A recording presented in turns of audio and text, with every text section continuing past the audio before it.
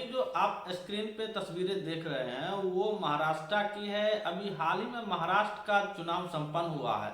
BJP बहुत बड़े margin से इस चुनाव को जीत लेती है और उसके बाद जिस तरीके से नतीजा आता है, कांग्रेस के तरफ तो बिल्कुल ही नहीं। उनका जो बीजेपी का पलड़ा भारी था, कांग्रेस सिमरती नजर आ रही थी। जो शिवसेना है उद्धव ठाकरे की, उनको भी सीट कम मिलती है। और शरद पवार महाराष्ट्र में उनके कहे जाते हैं कि कई बार के वो मुख्यमंत्री रह चुके हैं, उनको भी बहुत कम सीटें मिलती है। उसके बाद संजय राउत का ये बयान आता है कि इसमें गड़बड़ी की गई है, ये जो चुनाव महाराष्ट्र के आए हैं ये परिणाम हमें एक्सेप्टेबल नहीं है।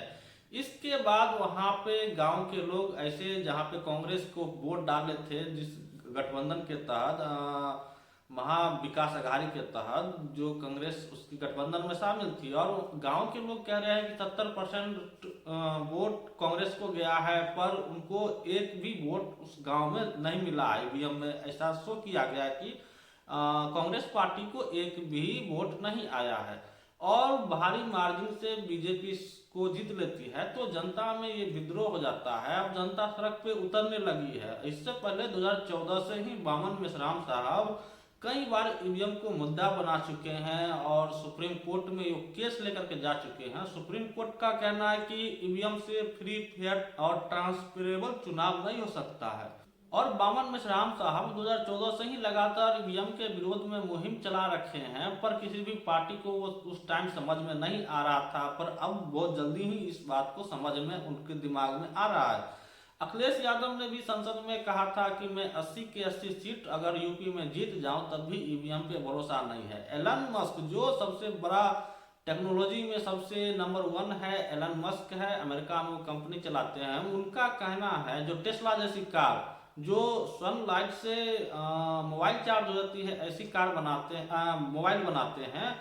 उनका ये कहना है कि ईवीएम से फ्री, फेयर और ट्रांसपेरेबल चुनाव नहीं हो सकते हैं। जो विकसित देश है, अमेरिका, यूरोप के कंट्री, जापान, ये लोग जो है से बैलेट पेपर से चुनाव कराते हैं। इंग्लैंड में बैलेट पेपर से चुनाव होता है, पर भारत में कुछ ऐसी जातिवादी लोग हैं, कुछ ज़्यादा नहीं, कुछ 10% लोग हैं जो ईवीएम को बरकरार रखना चाहते हैं। क्योंकि ईवीएम में धांधली करके अब SC ST की जनसंख्या ज्यादा है, मुस्लिमों की जनसंख्या ज्यादा है, तो सवर्णों की सत्ता कैसे आ सकती है केंद्र में, राज्य में।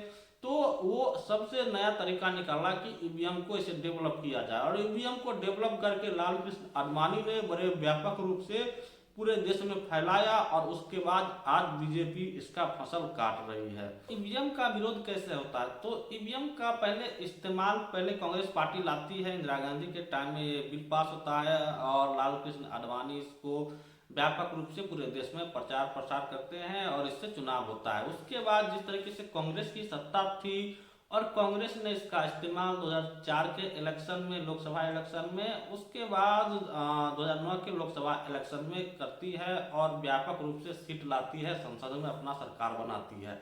2004 और 2009 के बाद जब 2014 में 2012 से ही इसका विरोध होना शुरू बीजेपी के द्वारा किया जा रहा था, और जब इतना बड़ा विरोध हो गया कि सुब्रमण्यम स्वामी और लाल कृष्ण आडवाणी ये केस लेकर के जाते हैं, कि बाकायदा किताब भी इस पे लिखते हैं कि ईवीएम में घोटाला कैसे होता है, सबूतों के साथ जब वो कोर्ट में जाते हैं, तो कांग्रेस पार्टी को लगता है, चूंकि सवर्णों की पार्टी है कांग्रेस, उनको लगता है कि ये तो बड़ा खतरनाक हो जाएगा, इससे अगर ईवीएम हट जाता है तो जो सवर्णों का कब्जा है संसद में, शासन में, प्रशासन में, वो धीरे धीरे ध्वस्त हो जाएगा। तो कांग्रेस के सवर्ण नेता ने सोचा कि इसे रोका कैसे जाए, क्योंकि लाल कृष्ण आडवाणी और सुब्रमण्यम स्वामी को रोकना आसान नहीं था। वो डायरेक्ट आरएसएस से संपर्क करती है, और आरएसएस जिसके इशारा पे बीजेपी चलती है, वो आरएसएस ने समझौता किया कि तुम कह रहे हो 2004 में और 2009 में हम बेईमानी किए हैं, तो अब वो डील होता है कांग्रेस की 2014 में तुम बेईमानी करके जीतो और 2019 में। तो इस तरीके से ईवीएम